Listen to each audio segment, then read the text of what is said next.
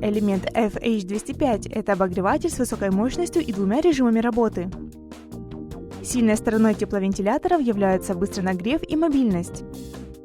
Модель получила скромные весогабаритные характеристики и корпус из белого пластика. Максимальная мощность 2000 Вт. Это позволяет прибору обогреть комнату размером до 20 квадратных метров. Все элементы управления, ручка термостата, индикатор включения и переключатель режимов вынесены на лицевую сторону. В режиме обогрева предусмотрено две мощности. Устройство можно использовать как вентилятор. Мобильность обогревателя обеспечивается наличием ручки и шнуром длиной 110 см. Тепловентилятор элемент FH205 способен на быстрый, но кратковременный обогрев комнаты и обладает более чем привлекательной ценой.